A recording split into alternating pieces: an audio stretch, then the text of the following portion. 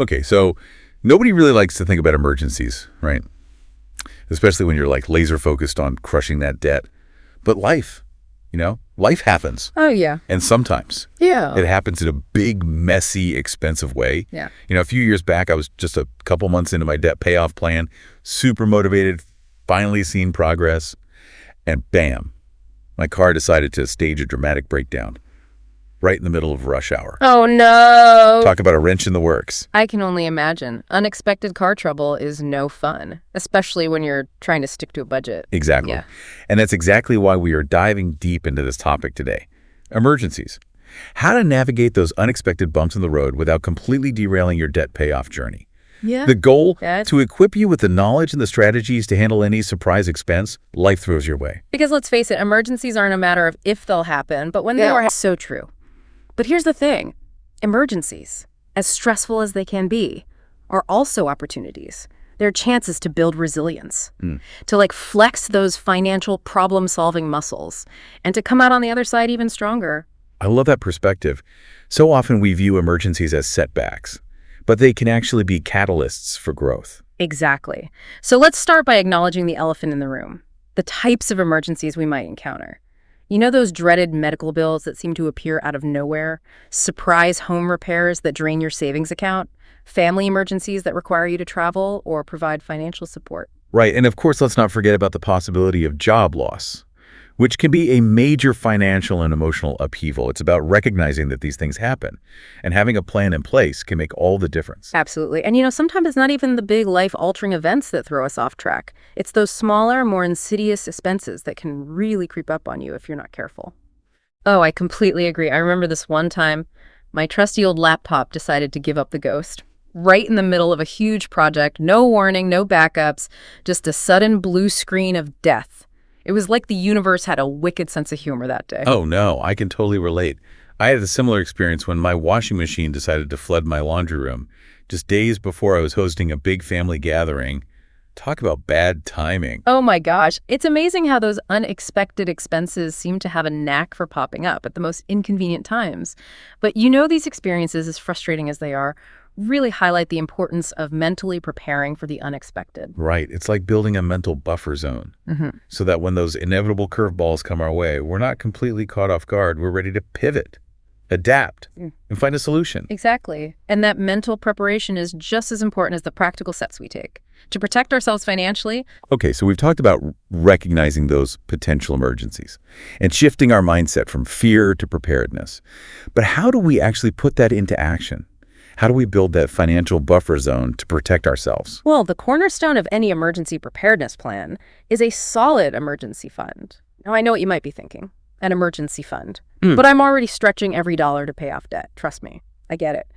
But even a small amount, even $500 or $1,000, set aside specifically for unexpected costs can provide a crucial safety net. You're preaching to the choir here. I used to think I'm young, I'm healthy. What could possibly go wrong? Let me tell you, life has a way of humbling you. I learned this lesson the hard way when my water heater decided to spring a leak and flood my basement. Oh no, that sounds like a nightmare. It was. And the worst part was, I didn't have a dedicated emergency fund at the time, so I had to scramble to cover the repair costs, which completely threw my debt payoff plan off track. It took me months to recover, financially and emotionally. It's so easy to fall into that trap of thinking emergencies won't happen to us. But the reality is they can happen to anyone at any time. And that's why having that financial cushion is so important. It gives you a sense of control and peace of mind, knowing that you're prepared to handle those unexpected bumps in the road. Okay, so let's talk strategy. How do we actually make this happen, especially when we're already feeling the pinch financially? Any tips for those of us who are struggling to save, even a small amount? Absolutely. The key is to start small and be consistent. Even setting aside $10 or $20 from each paycheck can add up over time. Think of it like a non-negotiable expense, just like your rent or your debt payments. I love that. And sometimes it helps to automate those transfers to a separate savings account. Out of sight, out of mind. And your emergency fund grows steadily in the background. It's a win-win. Exactly. And here's another tip. Look for opportunities to boost your savings efforts. Maybe you can pick up a side hustle, sell some unwanted items, or find creative ways to cut back on your expenses. Every little bit helps. All right, so we're diligently working on building that emergency fund.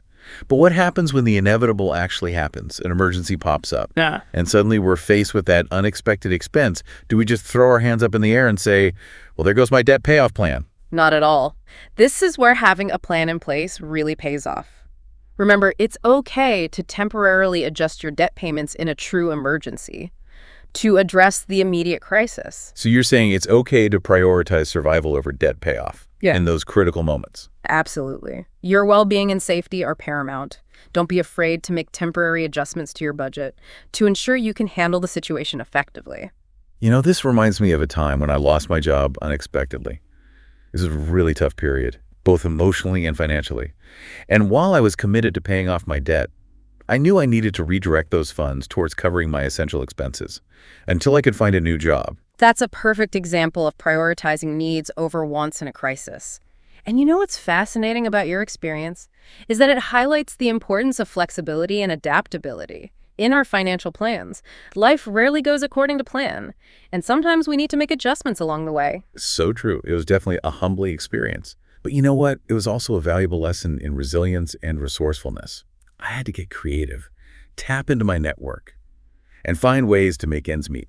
And you know what got me through that tough time? A good old-fashioned sense of humor. I mean, let's be real. There were a lot of ramen noodle dinners during those weeks. I can only imagine. Yeah. But that ability to find humor in challenging situations is such a valuable coping mechanism. It helps to keep things in perspective and prevents us from getting bogged down by negativity. Exactly. It's about finding those moments of lightheartedness, even amidst the chaos. So we've talked about the importance of having an emergency fund. Yeah. And prioritizing survival in times of crisis. But what about specific strategies for handling those common emergencies? Let's break down a few scenarios and offer some practical advice. Sounds like a plan. Let's dive into those specific strategies next. This is where it gets really interesting. Stay tuned, everyone. We'll be right back after a quick word from our sponsors. Just kidding. We don't have any sponsors. We're just passionate about helping you navigate the ups and downs of life. Welcome back, everyone. I hope you're ready to roll up your sleeves and dive into some practical strategies for those unexpected situations. You know it. Yeah. We were just talking about the importance of flexibility and prioritizing in times of crisis. It's so easy to feel overwhelmed when those surprise expenses hit. But having a plan can really help us stay grounded. Absolutely. And you know, one of the most common emergencies we face is car trouble. That dreaded check engine light can send shivers down anyone's spine, especially if you're on a tight budget. Oh, tell me about it.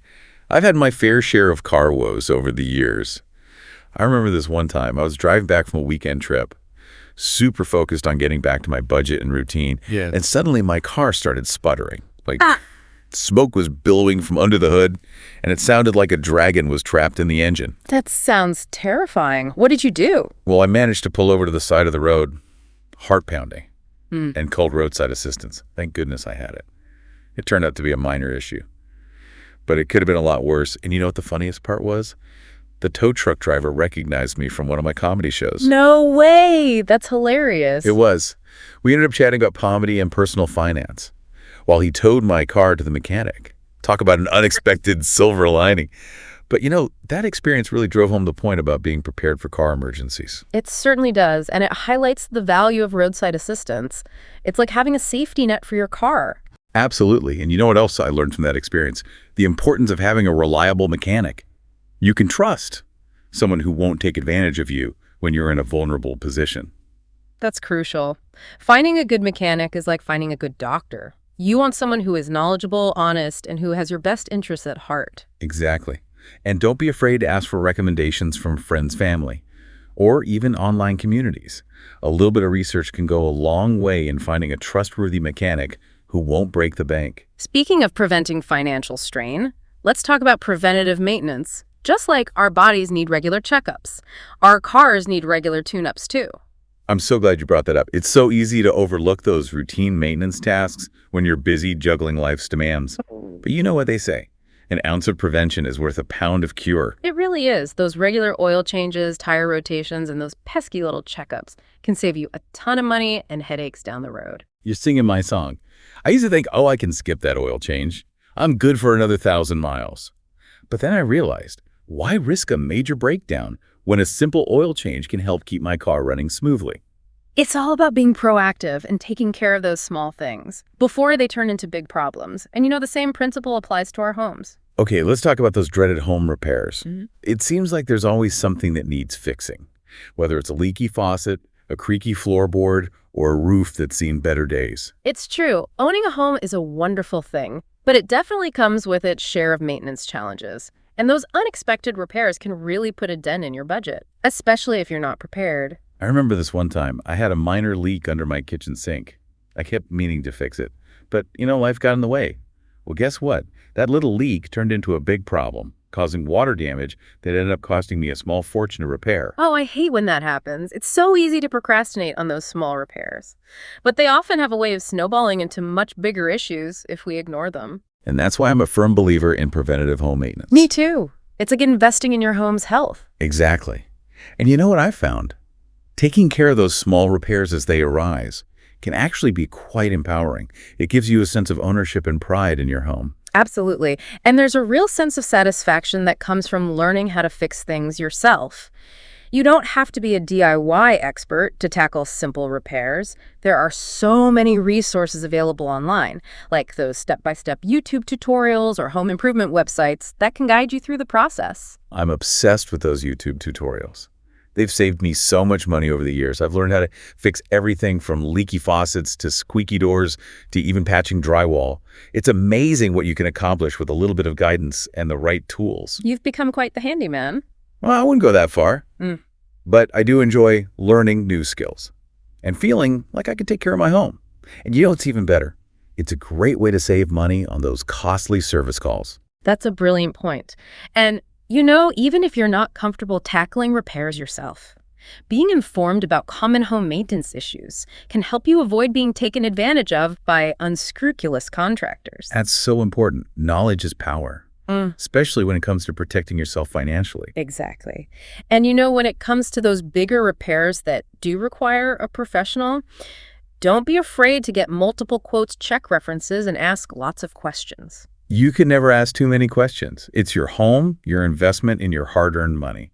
You have the right to be informed and to make sure you're getting a fair deal. Absolutely. And speaking of protecting yourself, there's one more area we need to address when it comes to emergencies, and that's legal issues. Oh, legal issues. Yeah. That's a topic that can send shivers down anyone's spine. And it's not something we typically think about when we're focused on paying off debt. It's true. Legal issues can be incredibly stressful and often come with unexpected costs. And, it's not something that most people plan for. We tend to think, that'll never happen to me. But the reality is legal issues can arise in many different ways. And it's important to be prepared. Okay, so paint a picture for us. What kind of legal issues are we talking about here? Well, it could be anything from a dispute with a landlord, a car accident where you're not at fault, a contract issue, identity theft, or even something as simple as a parking ticket that you believe was issued unfairly. Wow, that's quite a range. And I imagine dealing with any of those situations can be incredibly overwhelming, not to mention expensive. Absolutely. The legal system can be quite complex, and navigating it on your own can be challenging. So what do you do if you find yourself in this predicament? Okay, so let's say you're facing a legal issue. Where do you even begin? The first step is to seek legal advice. Even an initial consultation can be incredibly helpful in understanding your rights and options. That makes sense. But lawyers can be so expensive. Are there any resources available for people who can't afford legal representation? Absolutely. Many communities offer free or low-cost legal aid services. These organizations are staffed with experienced attorneys who can provide guidance and support, especially for those facing financial hardship. That's so good to know. It's a reminder that we don't have to navigate these challenges alone. Right. There are resources available. And sometimes it's just a matter of knowing where to look. Exactly. And, there are also organizations that specialize in specific areas of law, like tenant rights or consumer protection, that might be able to offer assistance. It sounds like there's a whole network of support out there for people facing legal issues. There is. And, sometimes just having someone knowledgeable in your corner, someone who can explain the process and advocate for your best interests, can make a world of difference. This has been so insightful. We've covered a lot of ground today, from car trouble and home repairs to legal issues. And I think the biggest takeaway for me is that being prepared is key. I couldn't agree more. While we can't always prevent emergencies from happening, We can certainly equip ourselves with the knowledge, resources, and strategies to navigate them effectively.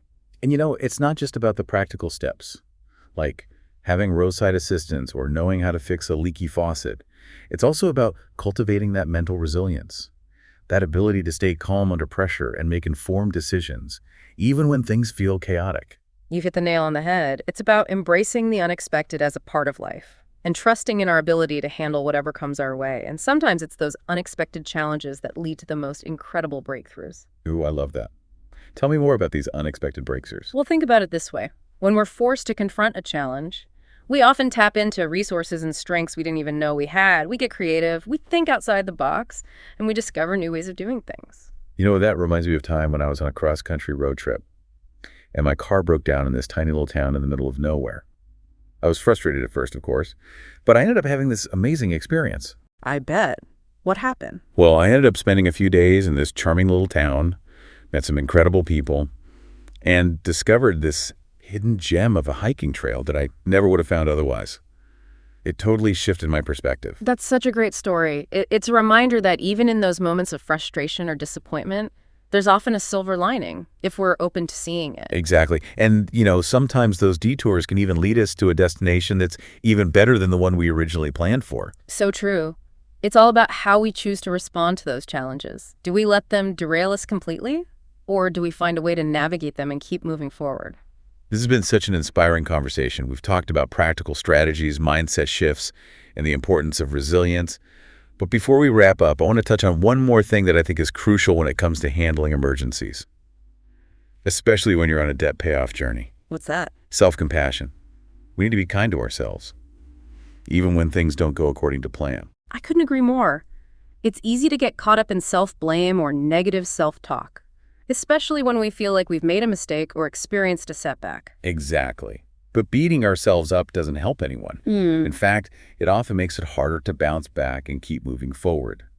So let's give ourselves permission to be human, to make mistakes, to experience setbacks, and to learn and grow from those experiences. It's about recognizing that we're all doing the best we can with the resources and knowledge we have at any given moment. And sometimes the most important thing we can do in those challenging moments is to simply acknowledge our feelings, practice self-care, and reach out for support if we need it. You're absolutely right. We don't have to go through this alone. There are people who care about us, resources available to help us, and a whole community of people who have been through similar experiences. This has been such a rich and insightful conversation. We've covered a lot of ground today, from the practicalities of building an emergency fund to the importance of mental resilience and self-compassion. And I hope our listeners are feeling empowered and equipped to handle whatever life throws their way. I hope so too. Remember, you are resilient, you are capable, and you have the power to create a brighter financial future for yourself, even in the face of unexpected challenges. So true. Thanks for joining us on this deep dive into the world of financial emergencies. We'll see you next time on Life Unfiltered.